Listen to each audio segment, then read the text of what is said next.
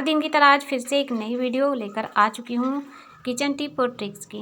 तो दोस्तों, अगर आपको वीडियो पसंद आए तो लाइक करना, शेयर करना, साथ में चैनल ज़रूर सब्सक्राइब कर लेना हेल्पफुल वीडियो देखने के लिए। तो दोस्तों, सबसे पहला हमारा जो टिप्स है, देखिए हमने यहाँ पर लिया है एक कॉटन पे थोड़ा सा हमने डाल दिया है सरसों का तेल। कॉटन थोड़ा सा कलरफुल है, बच्चों ने कलर लगा दिया था। तो अब देखिए आप ना इस तरह से कॉटन पे तेल डाल के अपने बोर्ड की क्लीनिंग कर सकते हैं। बहुत अच्छे तरीके से क्लीनिंग हो जाती है। देखा है आपने कहीं ना कहीं बहुत ज़्यादा गंदे बोर्ड दिखने में अच्छे नहीं लगते, और घर में अगर आपकी गंदगी हो तो अच्छा नहीं लगता। तो आप इस तरह से अपने बोर्ड की क्लीनिंग कर सकते हैं बहुत ही आसानी से। इसमें कुछ ज़्यादा करने की ज़रूरत नहीं है, और ये इलेक्ट्रॉनिक बोर्ड है तो इसमें हम पानी वगैरह नहीं लगा सकते हैं। तो आप इस तरह से क्लीनिंग कर सकते हैं ऐसे करके। और आप देखिए तेल लगा है बोर्ड पर, तो इसके बाद में इस पर कीड़े भी चिपक जाते हैं अगर तेल लगा छोड़ देंगे तो आपको क्या थोड़ा सा इस तरह से देखिए तेल का पाउडर ले लेना है। थोड़ा सा ऐसे किसी पेपर पर छिड़क दीजिए। इसके बाद में आप थोड़ा सा कॉटन लेकर ऐसे पाउडर लगा के बोर्ड पर रगड़ देना है। जो तेल है वो सूख जाएगा, और जो और भी गंदगी छिपी है थोड़ी बहुत रह गई वो भी अच्छे तरीके से साफ़ हो जाएगी। बोर्ड आपका एकदम नए जैसा चमचमाने लगेगा। इस तरह से करना है। तो ये छोटी छोटी बातें होती हैं जिन्हें ध्यान नहीं करते हैं, और एक दिन हमें बहुत सारी सफाई करनी पड़ती है। तो थोड़ा थोड़ा करके आप इस तरह से अपने काम को निपटा लेंगे तो आपको ज़्यादा मेहनत करने की ज़रूरत नहीं पड़ेगी, और आपका घर भी साफ़ सुथरा हमेशा बना रहेगा। तो चलिए दोस्तों, अब देखते हैं दूसरा हमारा जो टिप्स है। यहाँ पर देखिए मैंने लिया है चम्मच। इसको गैस पे थोड़ा गर्म करने के बाद में, अब ये जो ट्रिक है बहुत ही ज़्यादा काम की है। इस तरह से देखिए ठंडी में घी निकलना बहुत मुश्किल होता है, तो आप चम्मच को थोड़ा गर्म कर लीजिए। इसके बाद आपको ऐसे घी निकालना बहुत आसान हो जाएगा। ये देखिए इस तरह से जैसे ही चम्मच को डिब्बे में डालेंगे बहुत सारा घी निकल आ जाता है। चलिए दोस्तों, अब देख लेते हैं एक और बढ़िया बेहतरीन सा टिप।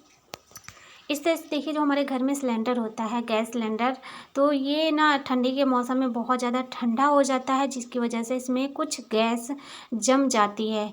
तो अगर आप चाहें तो धूप में रख सकते हैं, और अगर आपके पास बाहर ले जाने की समस्या आती है, बाहर नहीं रख पाते हैं धूप में, तो आप ना इस तरह से स्वेटर पहना दीजिए सिलेंडर को। फिर जो भी बची कुची गैस है ना वो नहीं जमेगी, क्योंकि स्वेटर गर्म होता है और बाहरी हवा जो ठंडी ठंडी सिलेंडर में नहीं घुस पाएगी, तो जो भी गैस है वो सारी की सारी निकल आएगी। इसके बाद दोस्तों हमारा अगला जो ट्रिक है, इस तरह से देखिए हमने एक पूड़ी छानने वाला लिया है झारा, और इसमें थोड़ा बहुत लहसुन की कली डाल दी है। अब अगर हमें इमरजेंसी में ढेर सारा लहसुन छीलना हो तो बहुत टाइम लग जाता है, और इसके छिलके खाने में आते हैं तो और भी गंदा लगता है। तो आप इस तरह से झारे पे लहसुन को हल्का सा ऐसे गैस पे दिखा देंगे तो इसके छिलके जो है ना एकदम टाइट हो जाते हैं और भून जाते हैं। तो आपको बहुत आसानी होगी लहसुन छीलने में। इस तरह से देखिए एक हाथ से ही हम यहाँ पर ऐसे इसको ज़रा सा प्रेस किए और तुरंत ही इसका छिलका निकल जा रहा है। ये ट्रिक बहुत ही ज़्यादा काम की है। उम्मीद करती हूँ आपको अच्छी लगी होगी। चलो देख लेते हैं एक और छोटा सा ट्रिक। दोस्तों यहाँ पर मैंने कॉटन लिया है, थोड़ा सा हमें चाहिए था। इसके बाद हमने चम्मच को गैस पे रखा है, तो वो आइडिया मैं नहीं बता रही हूँ, दूसरा आइडिया है। तो इस तरह से देखिए चम्मच पे हमने थोड़ा सा सरसों का तेल लिया है, और ये अच्छे से गर्म हो गया। ऐसे करके आपको ज़्यादा ज़रूरत है तो आप कटोरी ले सकते हैं, लेकिन मुझे थोड़ा सा ही ज़रूरत है तो मैं चम्मच में गर्म कर रही हूँ। अब इसमें हमने डाल दिया है थोड़ा सा हल्दी पाउडर, और अच्छे से पक गया है। इसके बाद दोस्तों अगर आपके शरीर में कहीं भी चोट खरोच घाव है तो आप इस तेल को बना के घाव पर रखिए। घाव ज़्यादा दिन से नहीं ठीक हो रहा है तो आप ना हल्दी तेल गरम करके लगाते रहिए, बहुत ही जल्दी घाव ठीक हो जाता है।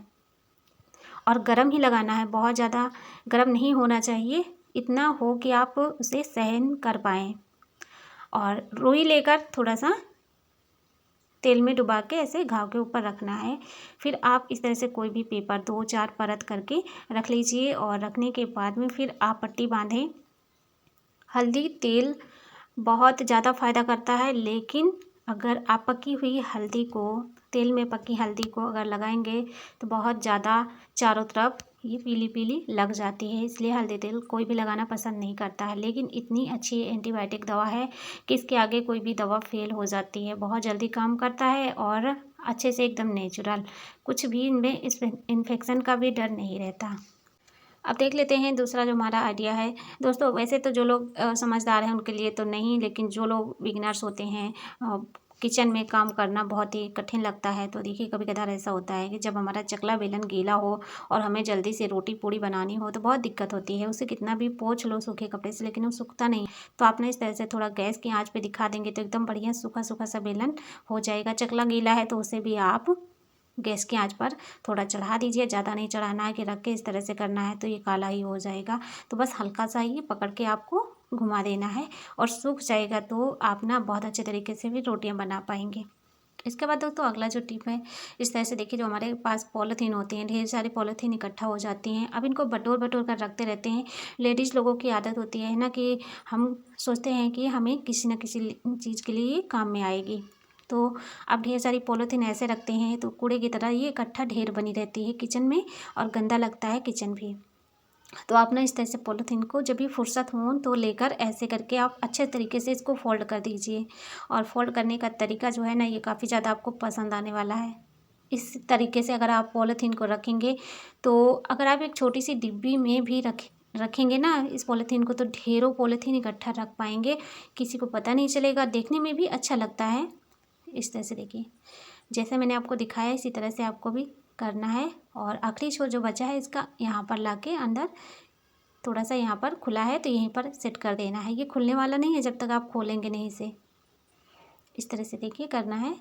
तो ये बहुत ही अच्छा सा आइडिया है, अगर आपको पसंद आए तो ज़रूर ट्राई करना। ये देखिए बहुत अच्छा लग रहा है। इसके बाद जो पॉलीथीन होती है ना ढेरों, उसके लिए एक और मैं आपको ट्रिक बताऊंगी, वो ये भी काफ़ी ज़्यादा अच्छी है। इस तरह से देखिए इकट्ठा करके इतनी सारी पॉलीथीन हो गई घर में, तो अब ना ज़्यादा नहीं इसमें टाइम लगेगा, बस आपका काम फटाफट से हो जाएगा और देखने में भी अच्छा लगेगा। पॉलीथीन रखने का जो आइडिया है, ये देखिए इस तरह से फोल्ड करना है। इसके बाद गोल गोल घुमाते जाना है एक पॉलीथीन लेकर और थोड़ा सा यहाँ पर इस तरह से बचा के रखना है। इसके बाद दूसरी पॉलीथीन ऐसे फोल्ड करके रखना है और इसमें सेट कर देना है। तो दोस्तों हर किसी को हर तरीके की आइडियाज़ नहीं पता होते, तो आप जो है ऐसे करके अपने हर काम को आसान बना सकते हैं। और पूरा अगर घर बिखरा हो तो देखने में अच्छा नहीं लगता है, ऊपर से काम भी नहीं हो पाता है। तो आप जब भी समय मिले तो इस तरीके से छोटे मोटे काम को कर सकते हैं। ये देखिए इस तरह से मैंने एक बड़ा सा गोला तैयार कर लिया है। और पहले मैंने बनाया था ये पॉलीथीन रखने का बॉक्स, तो थोड़ा फट गया है और इसी में इस तरह से रखना है। बॉक्स आप कोई ले सकते हैं या फिर कोई आपके पास छोटा डिब्बा है तो डिब्बे में रख सकते हैं। इसके बाद जितनी भी पॉलीथीन निकालनी है एक निकालेंगे दूसरी तैयार है। ये आइडिया बहुत ही ज़्यादा कमाल का है, अच्छा लगे तो ज़रूर ट्राई करना। अब देख लेते हैं दोस्तों अगला जो हमारा आइडिया है। दोस्तों इस तरह से देखिए हमारे पास ये पुरानी कॉपी है और कॉपी को हम बिना फाड़े यूज करेंगे। तो देखिए जैसे कि हम इसमें का पेज निकाल लेते हैं और फिर बाद में हमारा काम हो जाता है तो पेज ऐसे ही पड़ा रहता है, तो आपको ना फाड़ने की ज़रूरत नहीं है।